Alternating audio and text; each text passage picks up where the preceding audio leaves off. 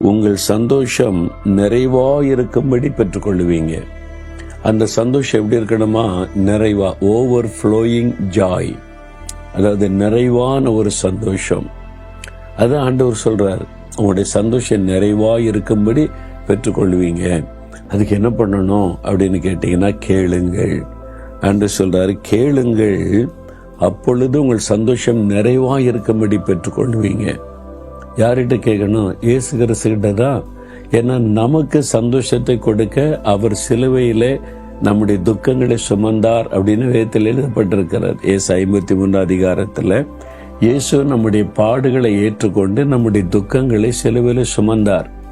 ஏன் நம்முடைய பாடு துக்கம் அதை அவர் சுமக்கணும்? நம்முடைய சந்தோஷத்தை பாதிக்கிற காரியம் என்னது?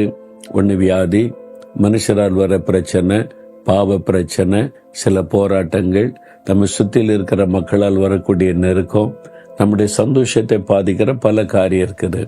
அப்போ அந்த பாடுகள், நிந்தை, நெருக்கம் எல்லாத்தையும் அவர் சிலுவையில சுமந்து என் பிள்ளைங்க சந்தோஷமா இருக்கணும், அவங்க சந்தோஷமா இருக்க அந்த துக்கத்துல நான் சுமக்கிறேன்னு சிலுவையில சுமந்து முடிச்சிட்டார்.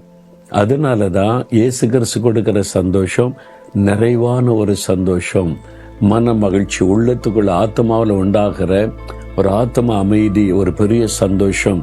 அது எப்படி விளக்கெல்லாம் சொல்ல முடியாது, அவ்வளவு பெரிய சந்தோஷம்.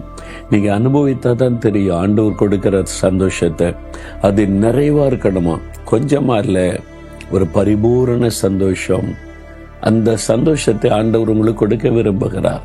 அதுக்கு தான் சிலுவைக்கு போனார். நீங்க விசுவாசித்தீங்கன்னா, ஆண்டவரே நான் கேட்கிறேன், எனக்கு அந்த சந்தோஷம் வேணும்.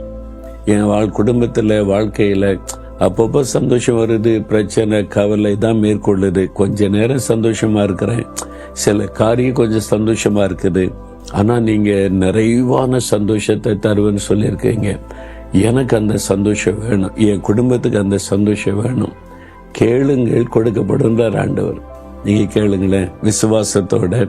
ஏன்னா நீங்க எங்களை சந்தோஷப்படுத்த சிலுவையில மறிச்சிங்கல்ல, அப்ப அந்த சந்தோஷத்தை எனக்கு, என் குடும்பத்துக்கு தாங்கன்னு கேட்டீங்கன்னா சந்தோஷத்தை நிறைவாக பெற்றுக்கொள்வீங்க.